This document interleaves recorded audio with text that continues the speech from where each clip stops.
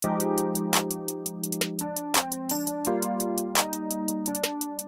is the Wifed Up Now What podcast. I'm Coriel. And I am TK. And y'all, this is about to be more like a pod class, okay? Because we are here to give you marriage management advice for millennial wives. Period. From millennial wives. Uh-huh. And we happen to have a happy husband in the building. Yay! We got Pastor Philip in the building. Pastor Philip, welcome. What's up, ladies? Thank y'all for having me. Yes, We're excited to have a happy husband, Yeah. a man of God, one of the realest men of God that I've personally had an opportunity to converse with, which is what I am most excited about. That's fine. Because for people like me who, I don't really claim to be like a church girl.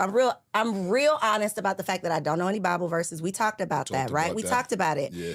But I love God, and I do have a relationship. And I think that there are a lot of people out there who love God, have a relationship, but they don't necessarily fit into the boxes, but they have beliefs. And so if that's you, y'all are in for a treat because we're going to have a really, I don't want to say deep. It's not going to be heavy. It's going to be a good conversation. It might be. A little deep and heavy? Mm-hmm. Okay. It's going to be deep and heavy, Pastor Philip? Let's keep it real. It's going to be real. It can be all of it. Let's keep So it we all the way start the 100. show with some reactions, okay? Yep. So I'm going to play some clips because y'all know these podcasts, right? Here we are on the podcasting, podcast. I Here we know. are on the podcast talking about these podcasts. But there are a lot of just controversial conversations having on podcasts. And although the conversations are out there and they might be being had in a controversial way, a lot of the content are actually things that we should be talking about. Yes. So let's get into this first clip, and I cannot wait to hear what this man of God thinks. Our bodies is still, I told a girl the other day, our bodies don't even tell us to love y'all, it tells us to fuck y'all. Like it does, I said this, it's easy to fuck 3 girls back to back. It's hard to fuck your girl 3 times in a row, right behind each other. Like think about that, like if you really, think about that, right? 3 girls walk in back to back, you up and ready each time. It don't matter. Your girl back, trying to hit her 3 times in a row, your dick gonna tell you, nah, man, we don't want this. It's most cases. Like our bodies tell us to go and... Crazy. So do you believe that a man's body is designed to have sex with a woman but not be committed to one? How do you feel about that? Yeah, so I think, I'm going to just speak from this perspective. We in our fallen nature, okay, our sinful nature, I would say this brother, there's some credence in what this brother said. I think if any man would keep it real, a lot of men will agree with what he's saying. That it's much easier for them to get up for multiple women than it is to constantly get up for one female. But I think because of that is why God has given us instruction in his word on how to properly love one woman. We need those instructions because we naturally battle with this kind of lust and this kind of desire. I think if any man says what this brother saying is nonsense, they will be lying to themselves, right? So I'm not going to sit up here and trying to sanitize this whole thing because I'm a preacher. The truth is, this is what men feel. They don't talk about it, right? So I think because of that, we have to have an authority outside of ourselves, like God, like wise counsel, to teach us. Although you may have these feelings, although you may agree with these sentiments, there's still a way to love one woman, have sex with one woman, be faithful to one woman. But most men feel that way, and that brother right there, I think he has some valid points. Woo, have some valid points. Okay. All right, let's see how you feel. I know it's tough to hear that. It is. No, but Real. this is why Y'all we see need I to have swallowed the pill like that. This is why we need to have the conversation my because man I think only want me. Well, I don't think that mine only wants me. He better only have me. But I don't think that is his only desire. And I think I would be a crazy person to expect that. So the whole point, I guess, of even bringing up that clip is if these are real human feelings or, physical feelings, like this is what your body is doing. If you are not subscribed to a higher source, if you do not believe in something bigger than you, how do you abstain from those desires?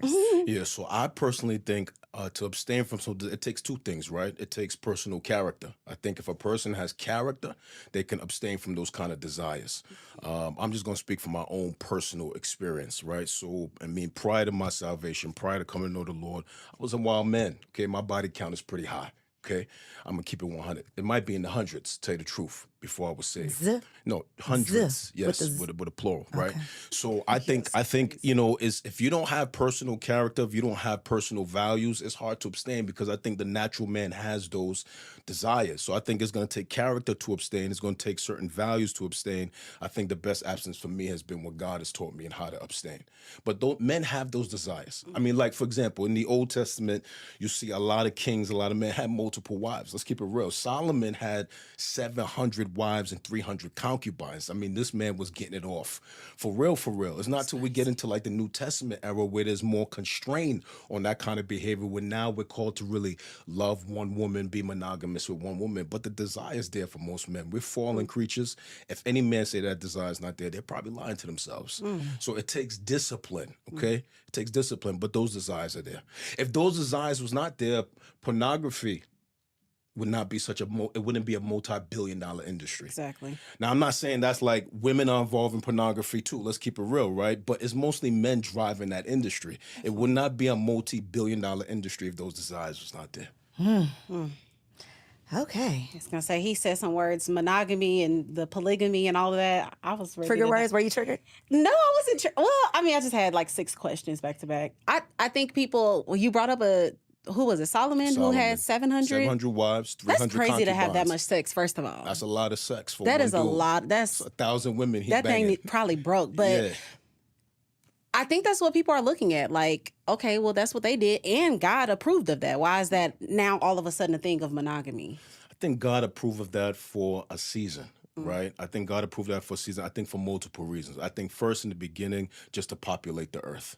I think for a while, God understood that. Think about in the days of Solomon, men was not indwelt with the Holy Spirit. So you're talking about men who are not indwelt with the Holy Spirit. They don't have that inner guidance. So I think God allows certain things for a season. But I think once Christ came, the Holy Spirit was poured out. We have God living on the inside of us. The standard was raised now. Be faithful to this one woman. I mean, the first marriage was one woman. God allowed polygamy for a season. He outlawed that after Christ came. And now we have to honor what he's given us. Period. Yep. Okay, speaking of honor, Yep. perfect segue. Perfect segue into this next clip. Okay. I don't respect men. Did you have a father that you respected? I didn't disrespect my father. He wasn't around. Okay, so that's the thing. So stop it there, right? You didn't even have the prime example of what you needed to carry your love for men in your later ages. Your father wasn't there to instill certain traits in you so you will accept a man's love. God's love comes through the father. So since you don't really know how to experience and digest a father's love, that means that you don't really know how to experience and take God's love, because that's where the love trickles down from, right? So, do you feel that the disconnect between men and women Yeah. could be based on the lack of fathers in the Absolutely, home? to some degree. I think fathers play an intricate role in the formation of their children. I think to say they don't is to be in denial. I think for this reason, this is why the enemy works overtime to remove fathers from homes, to remove them out of their lives of the sons and daughters. I think that there is something that a father provides for their children that is absolutely necessary for their mental health, their emotional health, their well-being. And I think in the absence of fathers, there is a certain level of handicap to some degree that a lot of us are raised with. And I think, but this does not say that a person who was not raised with their father cannot be a healthy, functioning human being. But I think to deny the impact of a father's role in a child would be to deny what God has created. I think a father's role is important. And I do think there are a lot of us in our adult life, both males and females, who struggle with certain insecurities, certain inabilities to accept love, certain inabilities to feel affirmed because a father did not say, I love you, I'm proud of you. Your father did not affirm you. So I think there is some damage that is passed along to some of us when we have not been properly fathered. That's why I think the conversation around, it's like if you mention that ideally we raise children in 2-parent homes, there's always the group in the comments that's like, well, I was raised by a single. There's always that conversation when I think anybody with the brain can say what is ideal Yes. is the best of both worlds, right? Facts. Because I know I be about to send my sons out with some dirty socks. Well, they don't be dirty, but they be having a little box. And my husband is like, no, Yeah. you're not doing that. And I just be like, this is why you need 2 parents. Yeah. There has to be a balance. I don't know everything. Everything that I decide to do, everything that I feel is the best is not going to be the best. Yeah. So to have a sounding board to say, no, I think it would be better to do this. There are so many instances just throughout the day that it's like, no, you definitely need the balance of 2 people versus the one. Now, can it be done? Absolutely. But if we're talking about being proactive and preparing, then that's obviously I agree. 100%. Yeah, I feel like even in these conversations, like podcasters, YouTubers, all of that, like we are ignoring the neglect and the hole in men from the absent fathers. Like we love talking about a woman with daddy issues, but we ain't talking about the men with the daddy issues, because that is the thing. You said a word, affirm, which is what most men desire from their women, for them to affirm them. It's like, sometimes it be given, you want me to be your mom and your dad because they wasn't there, or you want me to be your dad. And so it's like, if we can fill these gaps in, which is why we're here for Black love, or not Black, I'm sorry, all love, but no, we're here for Black love. You was right. The spirit moved you correctly. Listen, let me say this too. I think that affirmation piece is important, right? I mean, like, think about this, right? When Jesus, before he started his public ministry, I mean, he's a grown man. He's 30 years old, right? Before he does anything, before he does any miracles, before he preaches his first public sermon, he's baptized, and then the Father speaks from heaven, "This is my beloved Son, in whom I'm well pleased." So God thought it important to affirm his Son before he did anything. If it was important for the Father to affirm the Son, then we got to take seriously the fact that affirmation is important. Okay, I know what it is to be seeking affirmation from men, because some of that was lacking growing up. I had a great father.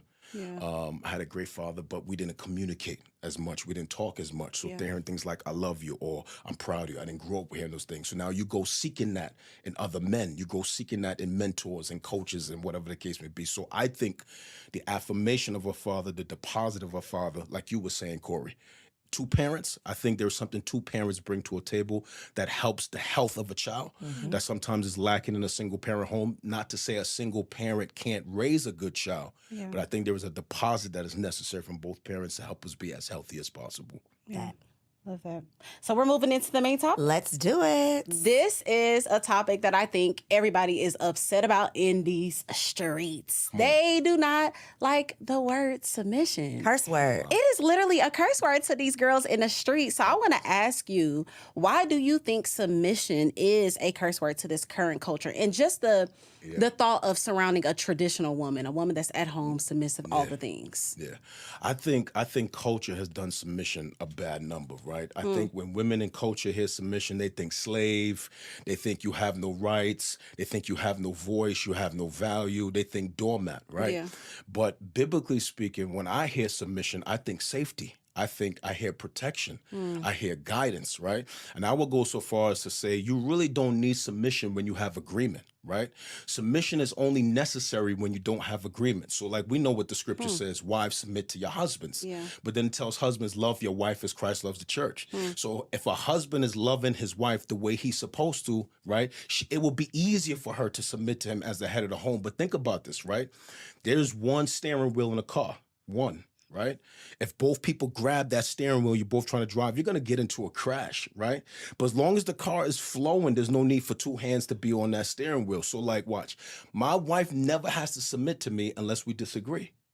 As long as we're in agreement, we're flowing, right? If we're in agreement about how we're managing our budget, we're flowing. How we're dealing with our kids, we're flowing. Where they're going to go to school. The only time submission is really necessary is when the husband and wife disagree. Now, when we have a disagreement, if we go according to the scriptures, the man, the head of the home, he makes a decision. The wife then submits. But that is only necessary when y'all disagree. But you don't need submission as long as you're in agreement. That's why I think agreement is even more powerful than submission. And I think what's even more important than agreement and submission is choosing the right partner. 100%. Because y'all ladies out there, look at me right here, look right here. The reason y'all don't want to hear about submission is because you've been out here trying to submit to the wrong person. Facts. If you are submitting to someone you cannot trust because you don't know who they're submitting to, then you're going to find yourself in a world of trouble. But I think we cannot compare submitting to your husband, who hopefully will be a better choice than the man that you was just, whatever y'all call it these days. Hopefully that choice is a better choice, and then you won't have to question who you're submitting to. But I think we are just comparing it to the laundry list of men who were boys, and we're like, well, I'm not submitting to anybody. Well, no, you should not be submitting yourself to those bad choices. Yeah, it goes back to what you said last time about submission. You were saying, I think the question was, will we wake up and cook for our man at 3 a.m.? And it's like, most women with a terrible man will be like, hell no, of course not. And this, it's like, well, no, if he's a good man, he's a man of God. He's done something to deserve this at 2 a.m. He been out working or something. You're gonna get this turkey meal tonight. And so we gotta continue in this lane of submission, because I happen to read in the Bible, and it says to submit to one another. Yes. Out of reverence for God. So 100%. You know, the men love telling us to submit. Y'all supposed to be submitting to us too? I think so. I think a couple is wise when you learn to submit in the areas where you are the most weakest. Like, so there are areas where my wife is submitted to me, and there's areas where I'm submitted to her. So I'll give you an example, right? When it comes to the spiritual climate of our home, my wife is submitted. When it comes to our finances, I am submitted. My wife is a better steward than I am. She knows how to handle a budget. Side note, a budget don't mean broke. A budget is just having every dollar. You have an assignment. You go to investments, you pay the bills, you take care of the car, you take care of my hair, you get the mani and petty. So a budget is just telling every dollar where to go. Because my wife is a better steward than I am, I'm submitted to her when it comes to the budget. I'm not going to try to flex on her in that area. You understand what I'm saying?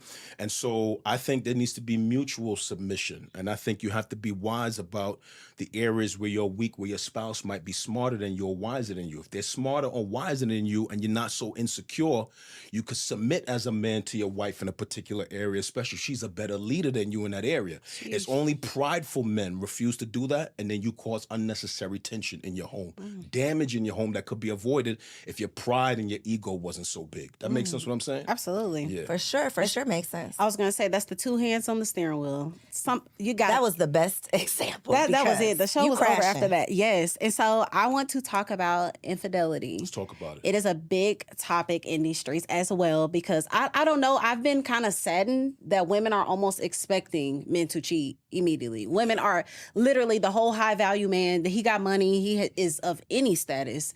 Prepared for the side chicks. Prepare for it. And so for the women that are expecting this, do you think that there is any coming back after infidelity and being healthy? And just a side note as well, this is my non-negotiable. This is her non-negotiable. Her marriage deal breaker. It's a marriage deal breaker for me. It's something me and my husband sat down and talked about from jump, because of my perspective, women after infidelity, I don't want the problems. I don't want the paranoia.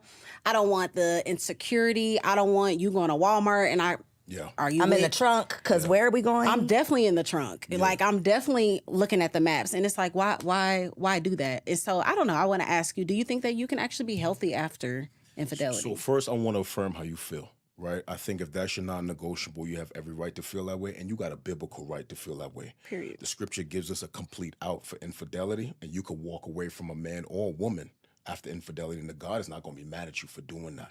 So I think, let me just first affirm how you feel. I think if that's your non-negotiable, I think you have every right. But I do think there is hope after infidelity based on the individuals involved, okay? I think if there is sincere remorse and repentance, if there is contrition, I think two people can survive infidelity. And I will go so far as to say not only can they survive, they can actually have a stronger marriage on the backside. Now, we got to keep it real. After something like that, we got to think about things that are lost. Trust is lost. Confidence is lost. There's some tangible things and intangible things that are lost. Home could be lost, family could be lost, whatever the case may be. But I think that those things have to be rebuilt. Consistency over time rebuilds trust, right?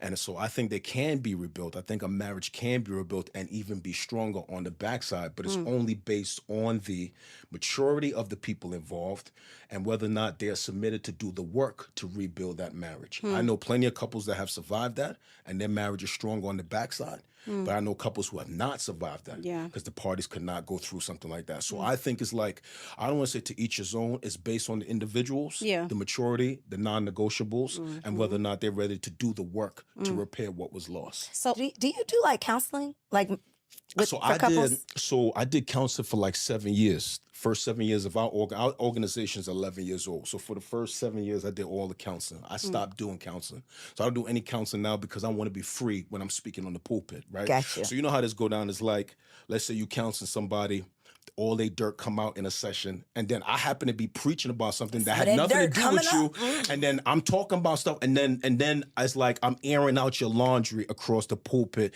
You're sitting there listening to me, and you hurt. So because I want to be free from that, I don't counsel anymore. I want to be able to speak on the pulpit, and not feel like I'm airing somebody's laundry, especially if I have some some harsh feelings towards someone coming out of counseling and something slip out of my mouth in the middle of a message. Like, I don't want to hurt people like that. And I'm gonna be real, right? I've done that. Right, let's keep it real. I'm not like, there's no perfect pastor. So I've hurt people from the pulpit. So I stopped counseling altogether. We got elders, associate pastors, spiritual care team that do all of that. When I'm speaking, I don't want to be handcuffed to nobody in the audience. So I want to be free. But you've talked to countless couples, I'm sure. Of course, I've counseled hundreds of So couples. so based on those hundreds, is infidelity more of a deal breaker on the man's part or the woman's part? Woman, 100%. Woman. I think for the people I've counseled, Meaning the woman will leave, or woman will leave. Yes.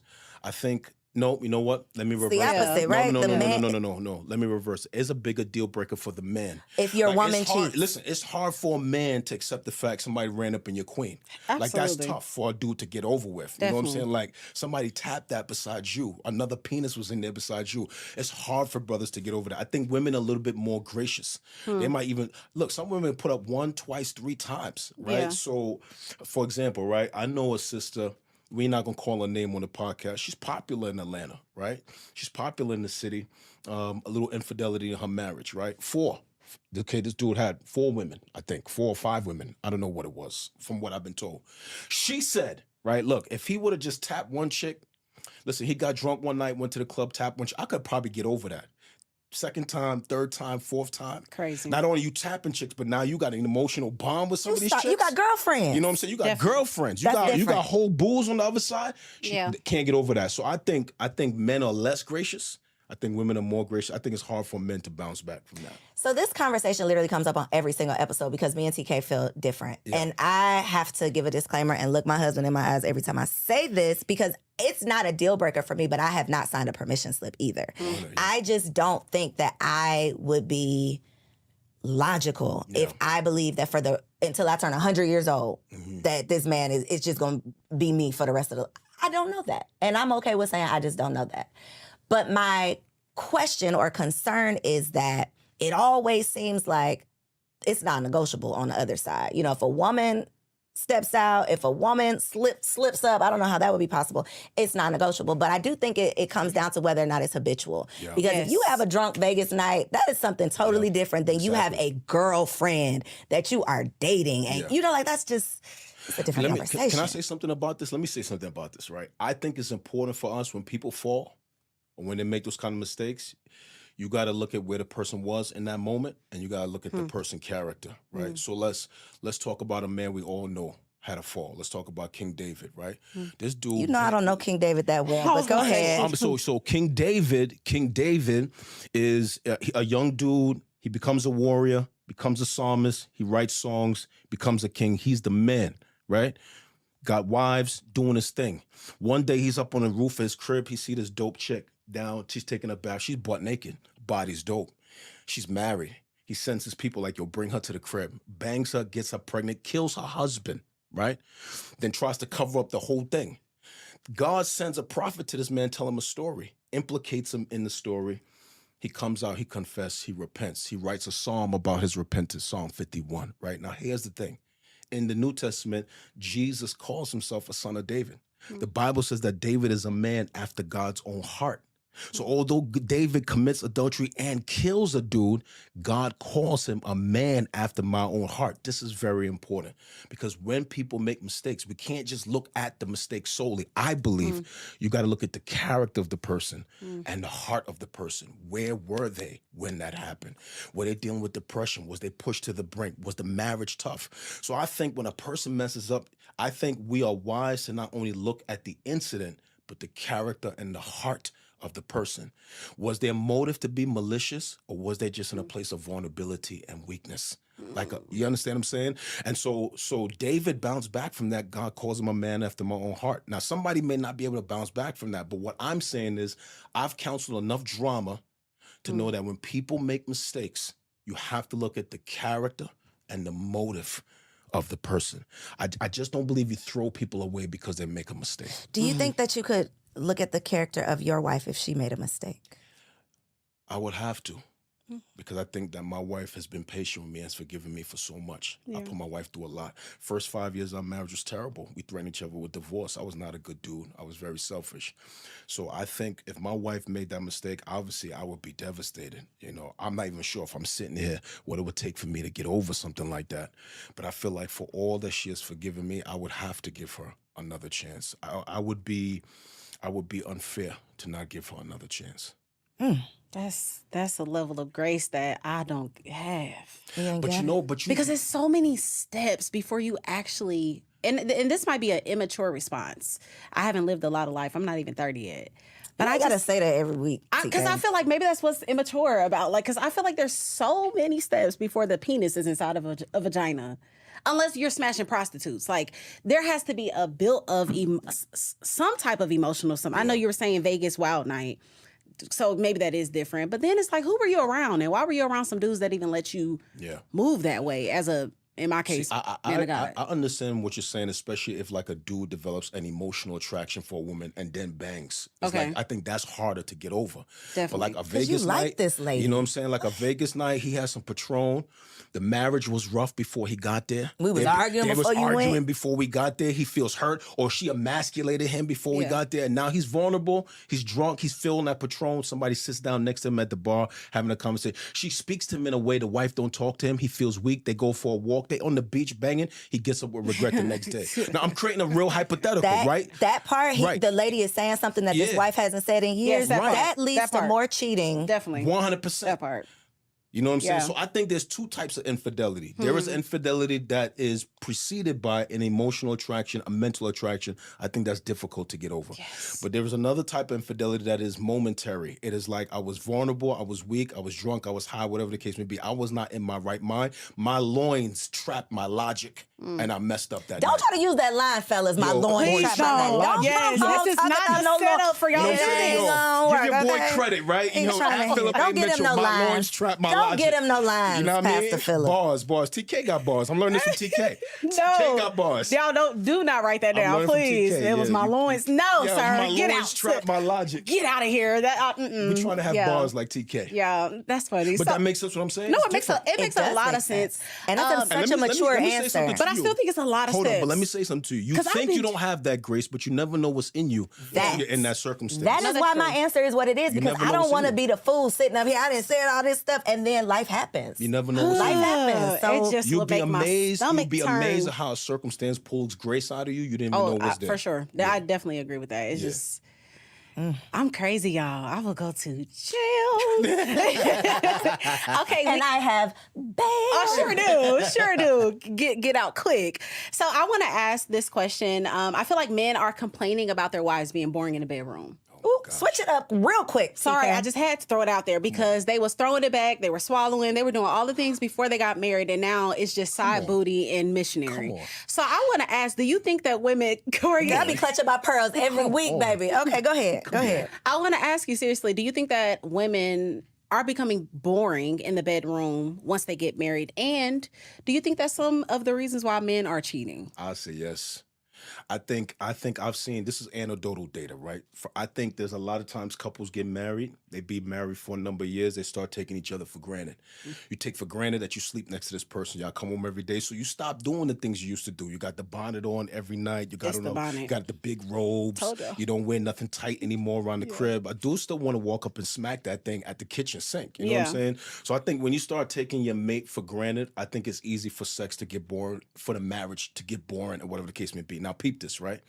I think what it took to get her, sometimes you got to keep that moving to keep her, and vice versa, right? So like when Paul, check this out, when the Apostle Paul, a dude named Paul, wrote to a church in Corinth, ancient Corinth, he said something very important to all of them because they were crazy, right? He's like, he said, the wife's body belongs to the husband's body belongs to the wife, and y'all need to fulfill your marital duties. So whatever you got to do to keep it spicy, you got to keep it spicy. I mean, if I got to be praying in tongues to go in the room and have sex with my wife, I'm going to be in trouble.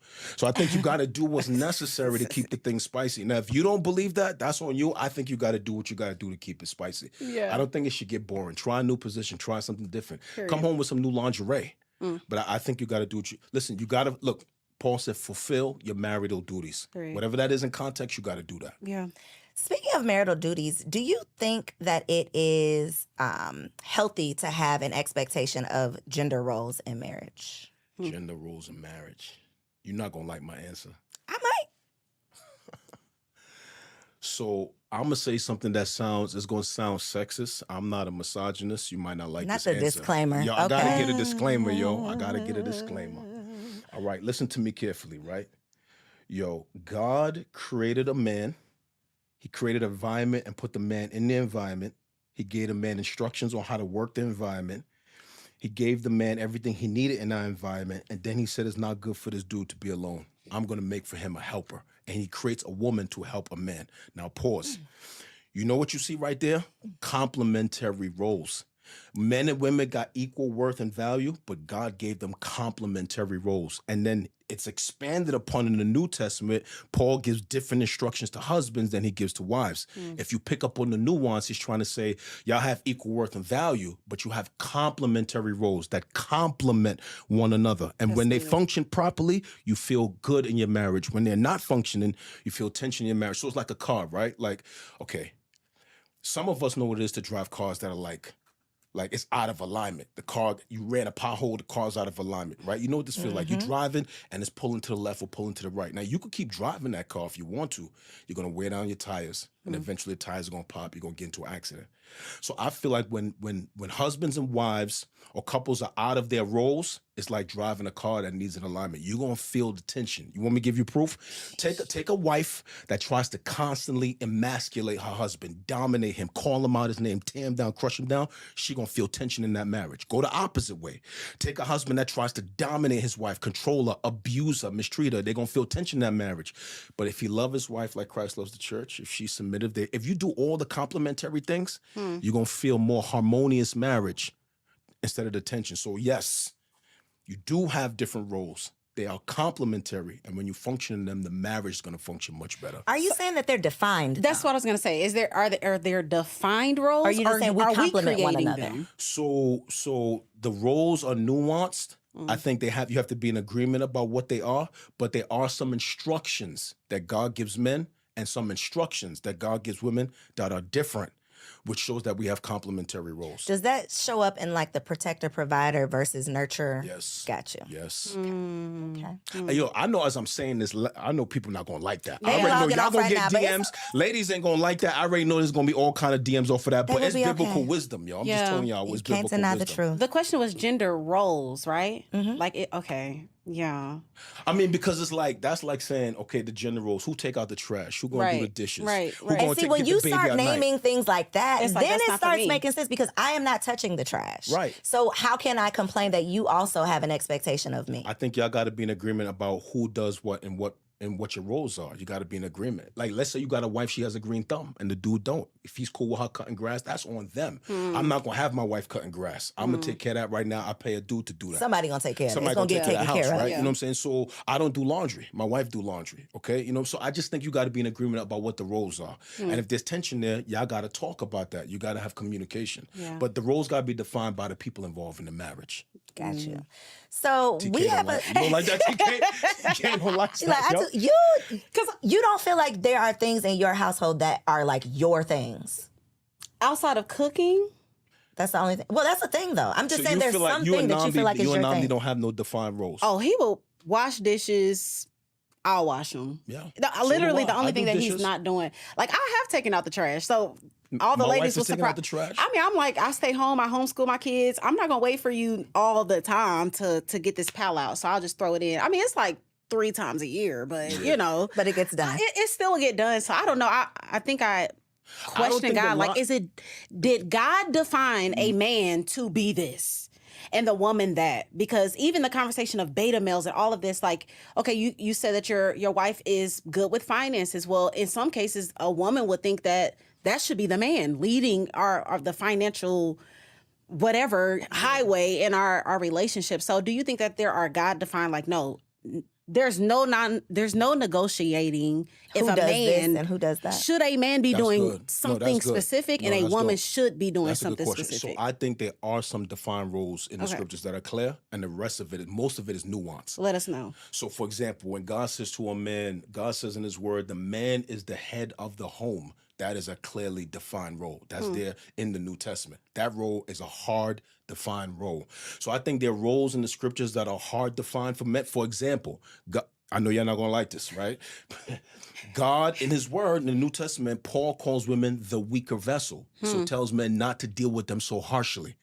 So there are some roles that are clearly defined, but the majority of our daily roles, that's not defined in the Word of God. They're nuanced. We got to define that within the context of our own relationship. So yes, there are some, but most of the ones we have daily, they're nuanced. I think what Does that make the sense challenge, what I'm saying? no, it 100% makes sense. And I think the disconnect or the challenge is that times have changed, society has changed. So women are no longer always offered the opportunity or in an environment that allows the opportunity for them to be a homemaker and manage the home. Yeah. So a lot of times we enter marriages and we still have the expectation of being a homemaker, except we got to leave a home and go work as well. Yeah. So we have, now we're serving in both roles. It seems it's like you want the stay-at-home mom, luxuries, but I still got to pay some of these bills. And the math ain't mathing. There's only so many hours in the day. So I think that is where women struggle sometimes with the gender roles, because I just want to do my one role, but now I'm sliding into your role because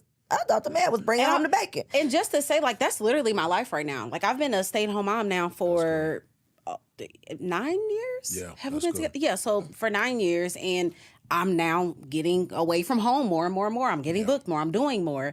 And so it's like, am I still expected to do what I've been doing when I had all these hours? Or, because I do think that we kind of get into marriage saying that a woman is supposed to do this, but if I'm paying half. Yeah.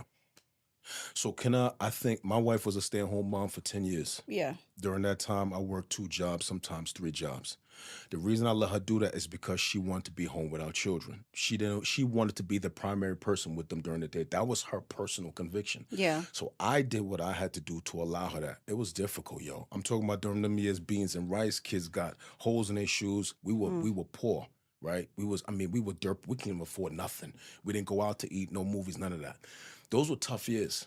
Right? Those were tough years. I see the fruit now of my children, of my wife being home those 10 years. And that's not to knock women who has had to put their children in daycare. You got to do what you got to do. But what I'm saying is it comes back to communication and agreement, right? Yeah. So my wife and I were in agreement about that for her to stay home. We knew, I said, Lena, if you want to stay home, you're not going to bring anything in. You know that it's going to take us a longer time to hit some of these financial goals. Are you okay with that? Yeah. Okay? Are you okay with that? She was okay with that. I allowed her to stay home. Now, if somebody's not okay with that, you got financial goals, then if y'all in agreement about both of y'all working, then y'all have to do that. I think we got to listen. I think it's very important for people listening to this podcast, watching, to understand when it comes to marriage and the context we're in, we're not monolithic. You got to know what is important based on the people involved, your personal convictions, and how you submit it to the Word of God. You got to tailor your marriage for what's going to be best for you within the context of the wisdom that God has given us. This is not monolithic. One woman works, one woman stays home. Does it mean one woman is better than the other? No. What is best for your marriage and the context for how you have, it's got to be customizable for the person within the guidelines of God's wisdom. Yes. Does that make sense what I'm saying? Absolutely. 100%. Yeah. Absolutely. It's going to be a whole nother episode, though, because one of the women stay home, one of the women go to work, but both of those women a lot of times are the default parent. Yep. And that is where I think the struggle kind of comes in, because they still have that one responsibility. It's the same. Yeah. It's true. They are the default parent. But hopefully you got a man that come home and know that his job is not done when he come home. He going to take some time Look to at pour right into here. his kids. Yeah, right here. Yeah. Not for our husbands, but for another husband so out there. brothers, I just think if your wife is a stay-at-home mother, I think when you come home from working, you got to know that your job is not done. I think you got to know there's a job and a responsibility you have to your children as well as a co-parent. Your job is not done till your children has gone to bed. So when you come home, you got to separate some time, put aside some time to pour into your kids, because they still need a deposit from you the same way they need a deposit from your wife. In That part. Jesus' name. Thank amen. you for that little special word Them of dudes wisdom. not going to like that. They it's ain't, but true. they are. Oh, yes. I almost right. made you say it twice. So it is game time. Game time. Let's Yes, do it. I got to pass Where it. my Yes. sign at? Oh, word. So this So is how a we do game. this? So you're going to be talking to, your nieces, your little little sis out there. sisters, all of that, who have some scenarios and some situations. And I'm going to share them with you, and you're going to tell them to run or have fun. Got So get these are away. women who want to be wives. Yes. Okay, they're looking for committed relationships. So the first one is, this girl really is vibing this dude, right? But he is still in contact with his ex. He tells her there is nothing to worry about. It's good. I don't want her. But he still talks to her. I say run.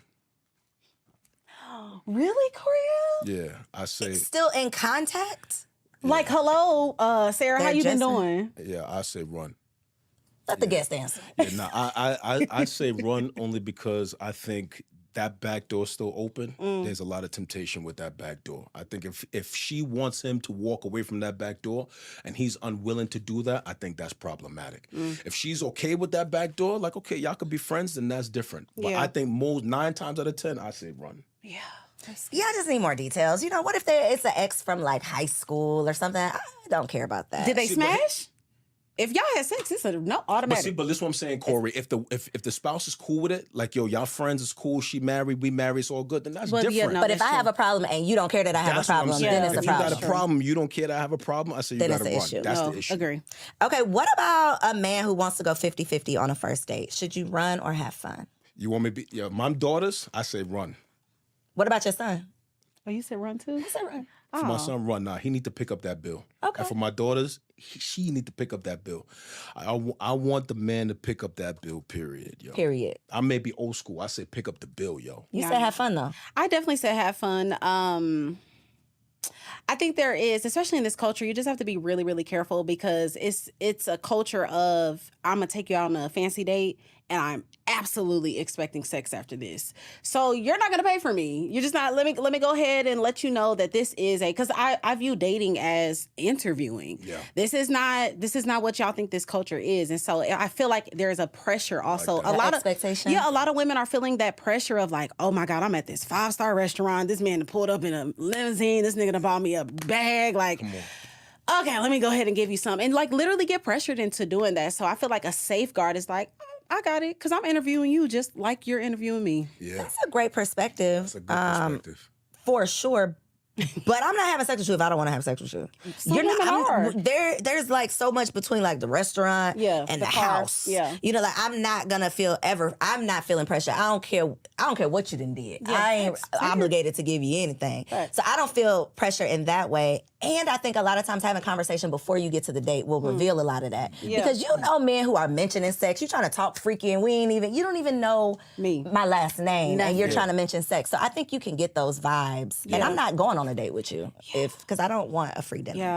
Yeah, it's so many like I now. think you make a good point though, TK. But I think a lot of that falls on the character of the dude you went on a date with. That it's like, did you interview him before the date? Did y'all talk at all? But you said something very important. I think y'all can't let that slide. Y'all probably got to do a whole podcast about that. I think I see dating the way you do. It's like Interviewing. interviewing.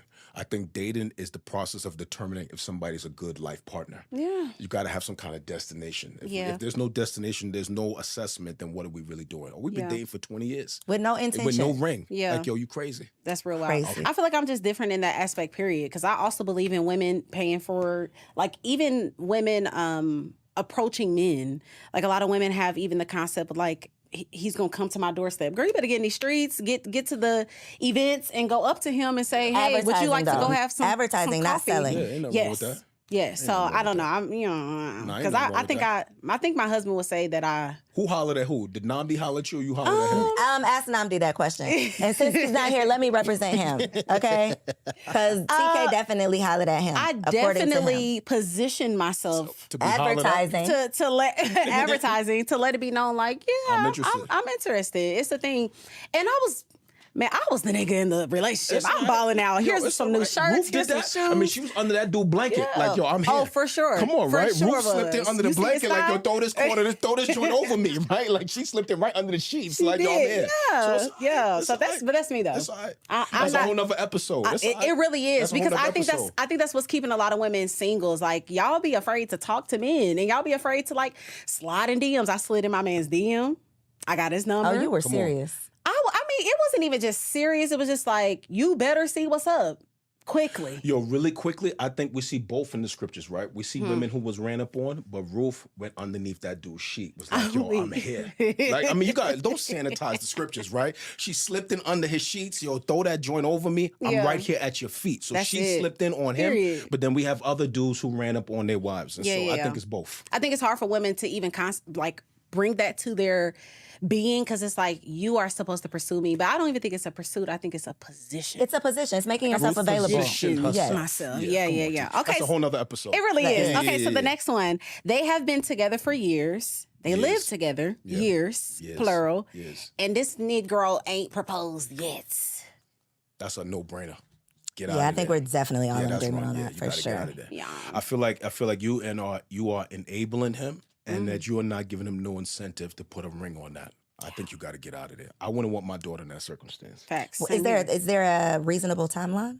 Like if your daughter was asking you. If my daughter was dating a dude, I think anything beyond 2 years, 3 years, I think for me is problematic. I think if you've been dating for 7, 8 years, like he has no intentions of taking this any. You enabling him at this point. Yeah. What are we doing here? And what's the what are we point doing? of marrying? Yeah, what are we doing? Y'all getting everything. Yeah, what are we doing? Okay, last one. Last one? Man, I've been enjoying this. Oh, yay. We're not done yet. Don't worry, we're not done This yet. is a big one. This is a big This one. is actually from the girls. Oh, this is for the girls. Go ahead. Okay. Because I asked my followers what they want me to ask you. And so a lot of women in these streets are feeling like they're way more spiritually mature than their men. So they're getting a little scared about that. And they're wondering if they should continue in this relationship with a man that might be a little baby in his beliefs. And you know. I say have fun. Really? Yeah. The only reason I say that, I think from anecdotal data, I think women are just more mature than men. Spiritually, men are naturally carnal. Okay, if they say otherwise, they're lying. Okay, and I think you can be with a man that's spiritually mature and see him grow and encourage his growth. I think there's potential in men that way. So I would just say you can have some fun, but it's based on, do you see motion? Is he trending in the right direction? Yeah. If he's not trending in the right direction, I think you got a problem. Yeah. I'm going to say run. No grace. TK ain't got no grace. Leave him right now. Leave immediately. No, again, this is all perspective and experiences. For the women that I have coached and every woman that I've really talked to, most of the time the men are, I'm talking about like, the women are teaching them about God, like leading them in the Bible, leading. And I think this is what gets back into the whole like gender roles and positions and where God designed us. Because it's like, as you said, women are more mature. And it's like, so if we're so much more mature, we're typically better at more things.